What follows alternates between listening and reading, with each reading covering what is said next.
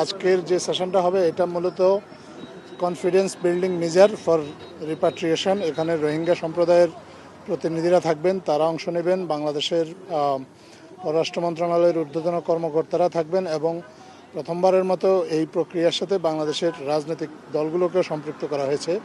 আজকে বাংলাদেশে বেশ সক্রিয় রাজনৈতিক দল যারা আছে তাদের প্রতিনিধিরাও এসেছেন, তারাও আলোচনায় অংশ নেবেন। আসলে সম্মিলিতভাবে একটা আলোচনার মাধ্যমে আমাদের অন্তর্বর্তীকালীন সরকারের একটা চেষ্টা কিভাবে আসলে রোহিঙ্গা প্রত্যাবাসনের পথটা উন্মুক্ত করা যায় এবং এই বিষয়ে যে বিশ্ববাসীর দৃষ্টিটা, আপনি জানেন যে অনেকগুলো গ্লোবাল ক্রাইসিসের কারণে বিশ্ববাসীর দৃষ্টিটা অনেকটাই সরে গিয়েছে, যে কারণে রোহিঙ্গাদের জন্য সহায়তার পরিমাণও কমে গিয়েছে।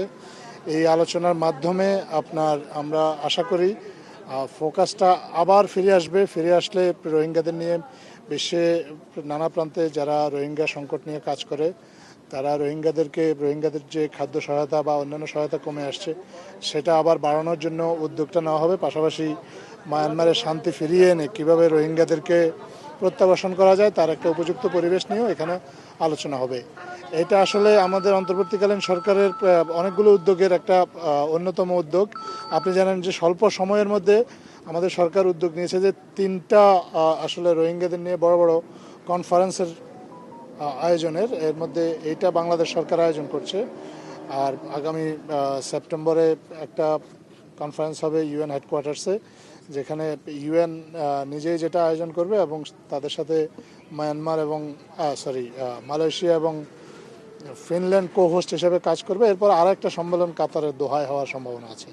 এই সম্মেলনগুলো বলতে পারেন যে আজকে এই 3টা বড় বড় সম্মেলনের আজকে প্রথম এটা একটা কিক আপ টাইম এবং এখানে আলোচনা করবেন আমাদের নিরাপত্তা বিষয়ক উপদেষ্টা এবং রোহিঙ্গা বিষয়ক হাই রিপ্রেজেন্টেটিভ খলিলুর রহমান, আমাদের পররাষ্ট্র সচিব আছেন এবং পাশাপাশি জাতিসংঘের নিউ ইয়র্কে বাংলাদেশ স্থায়ী প্রতিনিধি উনিও আসছেন এবং রোহিঙ্গা বিষয়ক জাতিসংঘের যে বিশেষ দূত রোহিঙ্গা বিষয়ক না, মায়ানমার সিচুয়েশন বিষয়ক জাতিসংঘের বিশেষ দূত টম অ্যান্ড্রুজ উনি এসেছেন, বেশ কয়েকটা দেশের রাষ্ট্রদূত এসেছেন এবং বেশ কয়েকটা দেশের আসলে কূটনীতিকরাও এসেছেন।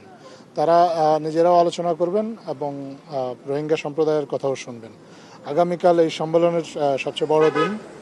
মাননীয় প্রধান উপদেষ্টা এই সম্মেলনে ভাষণ দেবেন এবং ওনার পাশাপাশি নিরাপত্তা উপদেষ্টা এবং আমাদের দুর্যোগ ব্যবস্থাপনা মন্ত্রণালয়ের দায়িত্বে নিয়োজিত উপদেষ্টা জনাব ফারুকী আজম উনিও বক্তব্য রাখবেন।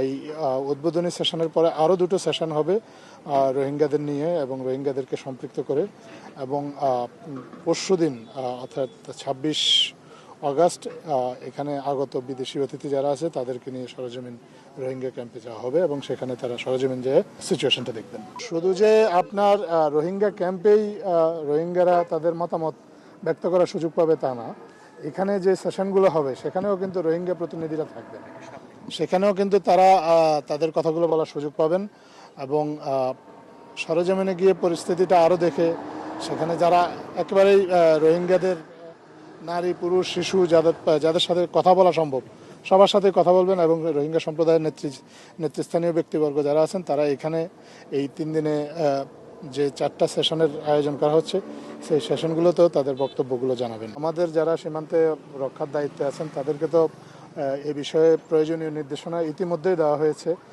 মায়ানমারের যে সিচুয়েশন সেটা তো বাংলাদেশের নিয়ন্ত্রণে নেই, বাংলাদেশ শুধুমাত্র বাংলাদেশ প্রান্তে বাংলাদেশের নিয়ন্ত্রণটা আরোপ করতে পারে। সো বাংলাদেশে যারা সীমান্তে রক্ষার দায়িত্বে নিয়োজিত আছেন তারা সতর্ক অবস্থানে আছেন যাতে নতুন করে কোনো রোহিঙ্গা ইনফ্লাক্স না হয়। এই মুহূর্তে অলরেডি আমাদের জন্য এটা অনেক বড় একটা সংকট আমাদের দেশে বিদ্যমান। এই সংকটটা যাতে আর কোনোভাবেই গভীরতর না হয় সে বিষয়ে আমাদের যারা নিরাপত্তা সংস্থা আছে তাদেরকে নির্দেশনা দেওয়া হয়েছে। মায়ানমারের শান্তি ফিরিয়ে এনে কীভাবে রোহিঙ্গাদেরকে প্রত্যাবাসন করা যায় তার একটা উপযুক্ত পরিবেশ নিয়েও এখানে আলোচনা হবে। এটা আসলে আমাদের অন্তর্বর্তীকালীন সরকারের অনেকগুলো উদ্যোগের একটা অন্যতম উদ্যোগ।